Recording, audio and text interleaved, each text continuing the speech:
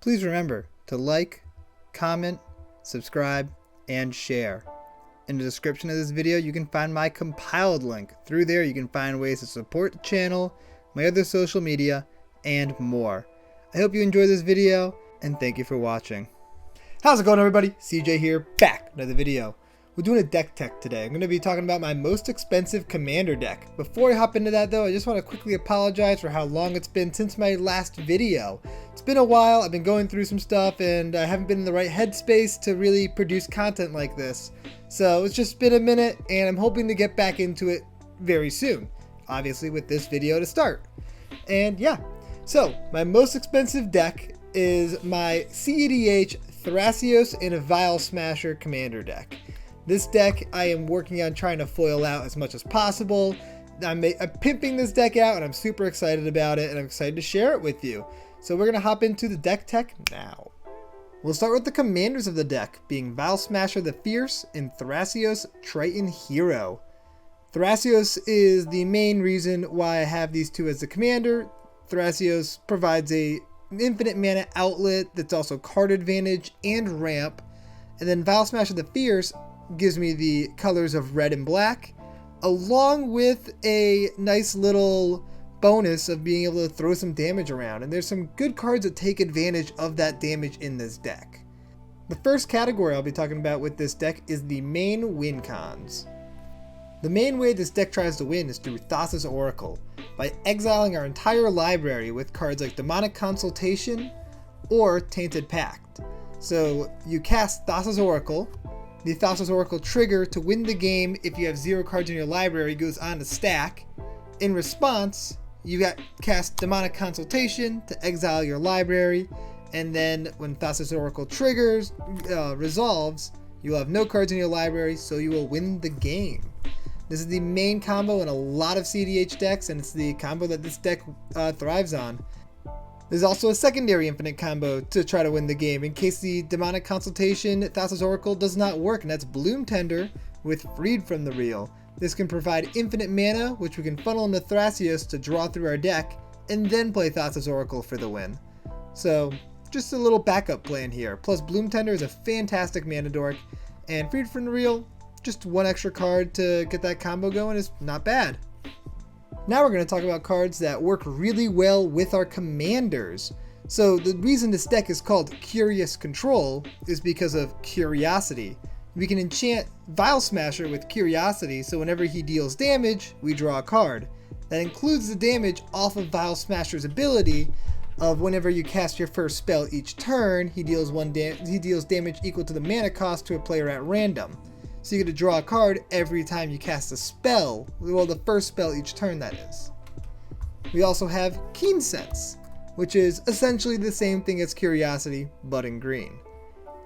Then we have Shadow Spear. One thing that I always seem to have issues with it when playing this deck is my life total. My life total tends to be way too low, and I end up dying really quickly.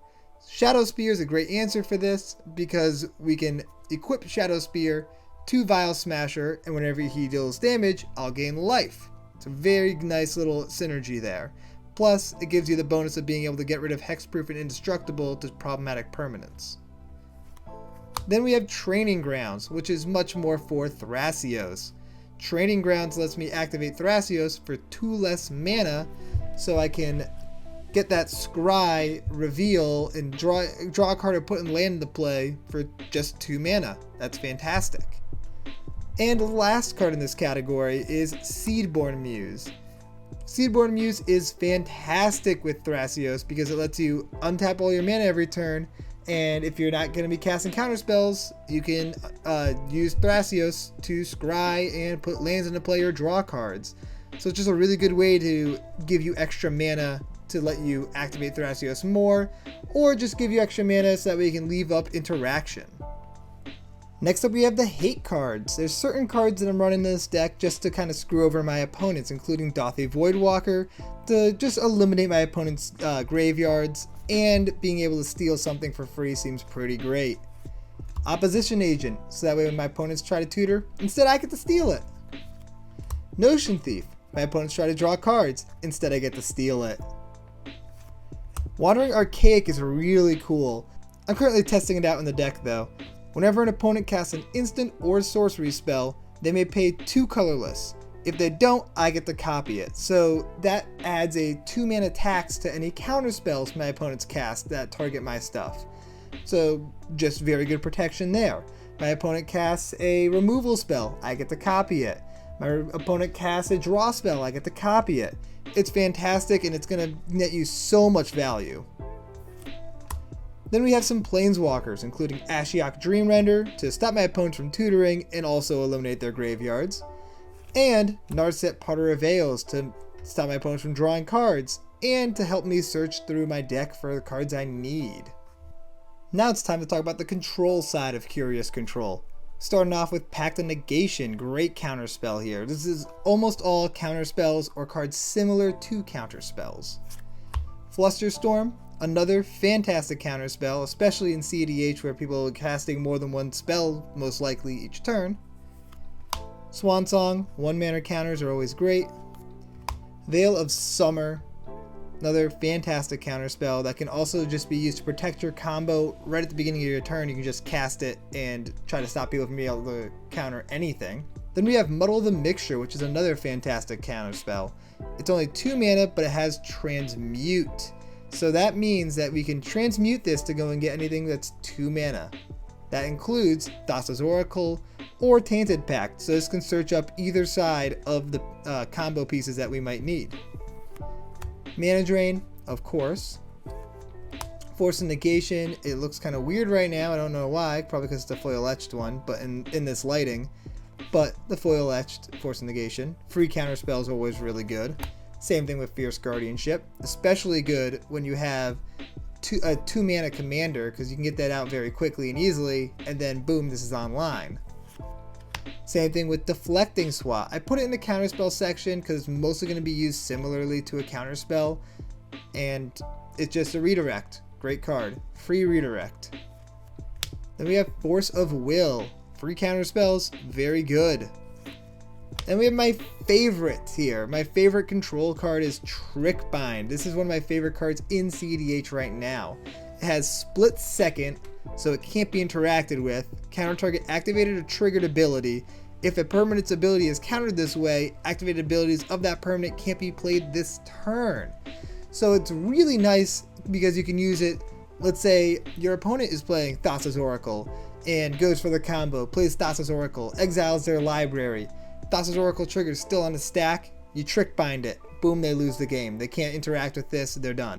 Then you could also use this on an Isochron Scepter activation. Sure, they untap and they could reactivate it, but they can't because activated abilities counter this way can't be played this turn. Really, really interesting. Really cool card here. I love this card. Also, Dress Down. Dress Down is another great way to stop Thassa's Oracle or any problematic creatures for a turn. Say there's somebody playing a Hate Bears deck and you want to get around all the taxes and stuff. You can play Dress Down, turn them off for a turn, play everything you need to, and then not have to worry about them being shields down during your opponent's turns. So you can just kind of get a little free turn of doing whatever you want, and it draws you a card. Great card here. Great card. Now we'll talk about our removal package. Very strong removal package here, starting with Nature's Claim. 1 mana, destroy a target artifact or enchantment. Great. Instant speed. Instant speed super important with Vial Smasher. It's awesome. Abrupt Decay. Fantastic card, can't be countered. Very good in this deck. Assassin's Trophy. Just very good removal. It can hit anything. Dismember. This can kill most creatures that are important in the format for 1 mana. Plus, this is a special version. If you see down here, we got it signed. It's signed by Therese Nielsen. It says 26 out of 54. The reason for that is it's an artist proof. Artist proof Dismember. Pretty cool. Then we have Deadly Rollick. Another free spell with your commander out. And now we're on to the board wipes, starting with Toxic Deluge. Fantastic board wipe in this format, along with Fire Covenant. But both of these cost a lot of life, but they are very powerful. Fire Covenant is also instant speed and it's much more selective. So this is one of my favorite board wipes in the format.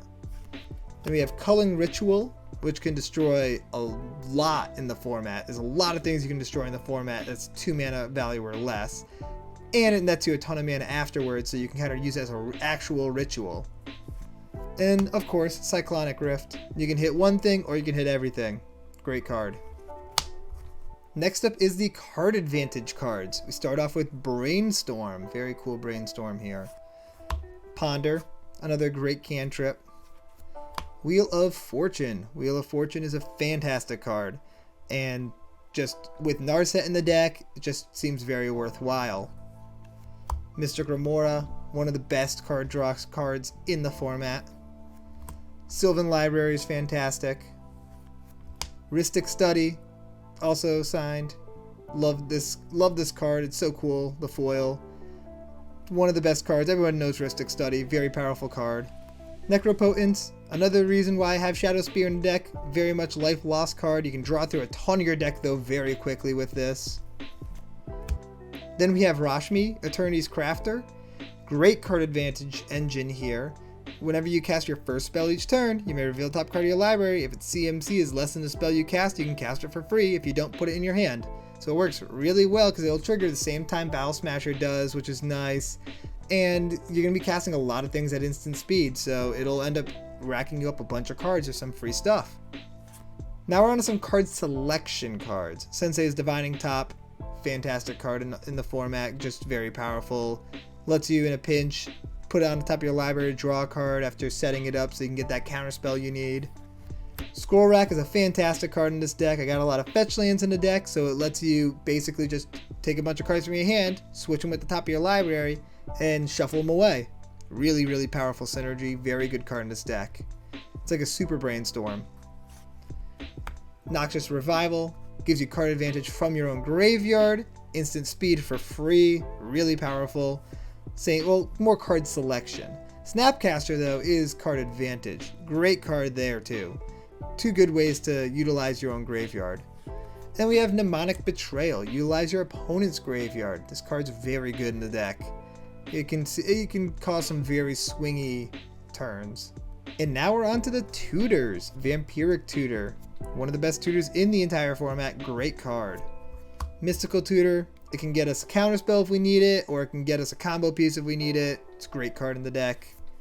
Limdual's Vault. Instant speed tutor. It's pretty good. Intuition. This can search both sides of the combo up, and it can search up Noxious Revival to get back the side that gets discarded. So it's really a good tutor for the entire combo. It can tutor out your entire combo. Demonic Tutor. Amazing card. Everybody knows Demonic Tutor. There's no way you don't run it in a cEDH deck. Unless you're not in black. And Spellseeker. Same thing with Mystical Tutor. It can get the combo piece you need. It can get the removal piece you need. It can get the board wipe in Cyclonic Rift if you need it. Very high utility tutor there. And now we're on to the ramp section. You already saw the Bloom Tender, but we also have a Chrome Mox, a Mox Diamond, Mana Crypt, Soul Ring. This is a beta Soul Ring signed by Mark Teeden with a Kenny altar. This thing is so cool. I actually picked this up at in Magic Fest Philly, and I got it for like $550 worth of trades. I was very happy about that. Arcane Signet, Talisman of Dominance, Talisman of Curiosity, Felwar Stone. The 2 mana rocks are pretty good. This is a Birds of Paradise artist proof. I like the backside because it was art done by Mark Poole of bird getting bolted. The other side is the Birds of Paradise.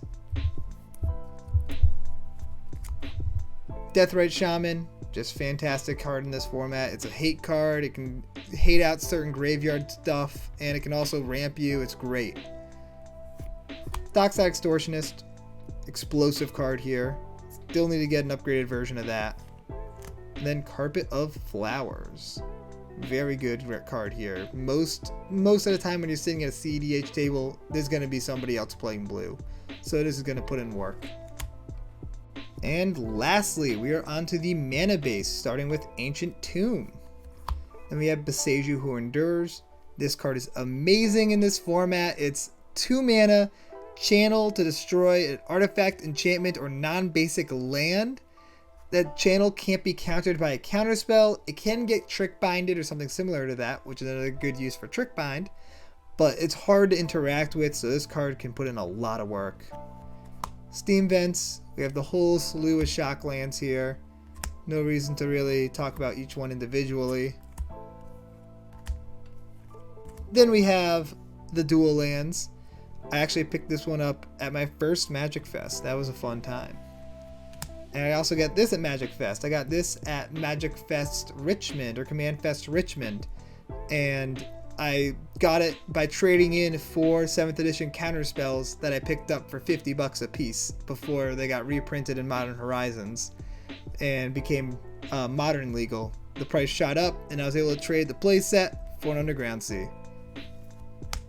Bayou, Volcanic Island, Badlands, Taiga, and now we're on to the fetch lands. Again, there's no real reason to go through these too slowly and mention every single one, so I'm just gonna fly through them.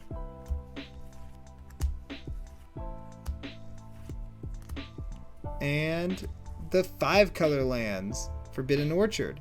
The tokens tend to be kind of useless to most cEDH decks. There's certain decks that you definitely don't want to give tokens to, but you're going to have 2 other opponents, so I'm sure one of them you'll be able to give them the token without having much of an issue.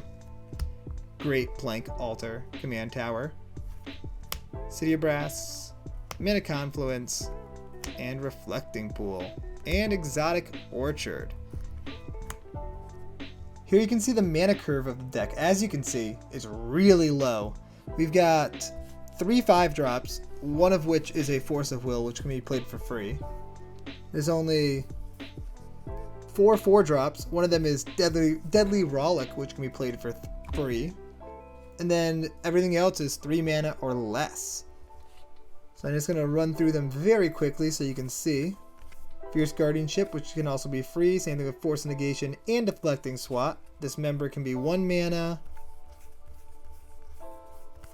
And then in the 2s, we've got, I think everything here is probably just 2 mana straight up. Yep. Dockside Extortionist, though, can end up generating you mana. And the 1 mana slot. A lot of interaction, a lot of card draw and card advantage, a lot of ramp, and the 0 slot. So as you can see, the curve of this deck is really, really low. There's more 1-drops than there are anything else in the deck. The 1-drops is almost as tall as the lands pile, as you can see back there. It's very close. This deck is a heavy control deck. It's a combo deck. It's all draw go. You're going to be just passing the turn, countering your opponent's stuff, interacting with them, stopping them from comboing off until you think that you've exhausted their resources. And then that's when you go for the win. And when you do, it is sweet. There's also so many counters in the deck that it's pretty easy to just be able to combo off with counter backup and be able to pull off an early win. This deck's fun, I love playing it, and it clocks in over $13,000. This is by far my most expensive deck, and I'm happy that I was able to share it with you guys. Let me know if you like seeing my decks and if you want to see more of them. I hope you guys enjoyed this video, and I will see you next time. Peace out, everybody.